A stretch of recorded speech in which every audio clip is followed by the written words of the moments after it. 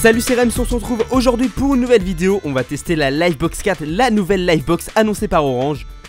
On va d'abord commencer par le déballage de la Livebox 4 et après on s'intéressera aux caractéristiques techniques.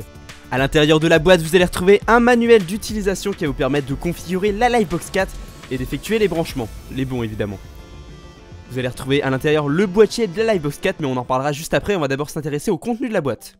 A l'intérieur, vous allez retrouver le convertisseur téléphonique, le câble DSL, un petit câble RJ45, un bloc d'alimentation et un filtre DSL.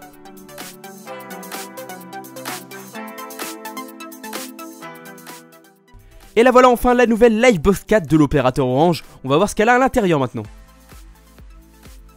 La nouvelle Livebox 4 ne pèse que 800 grammes avec une épaisseur de 50 mm.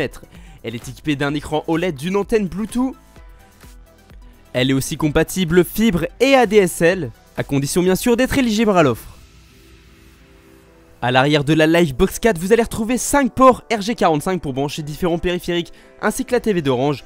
Vous allez retrouver une prise pour le téléphone, 2 ports USB 3.0 pour mettre un support de stockage et la prise d'alimentation.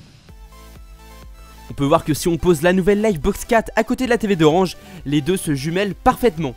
Je trouve que le concept est vraiment génial. On va maintenant passer au branchement de la nouvelle Livebox 4. La configuration est assez rapide et assez simple grâce au manuel d'utilisation ou bien les vidéos mises par Orange sur leur site internet. La nouvelle Livebox 4 est équipée de 7 antennes Wi-Fi et d'une antenne Bluetooth, donc autant vous dire qu'au niveau connectique, elle est là.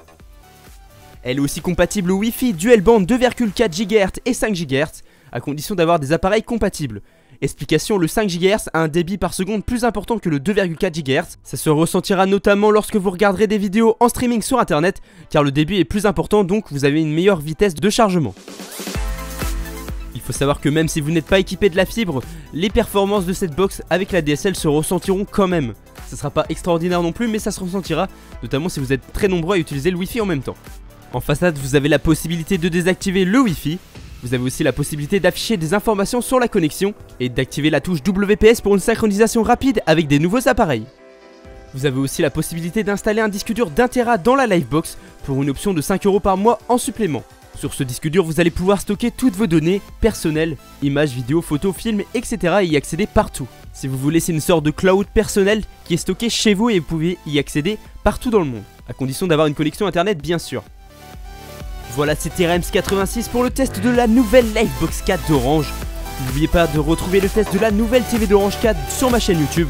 On se retrouve très prochainement pour une nouvelle vidéo. N'hésitez pas à vous abonner et à cliquer sur j'aime. Salut!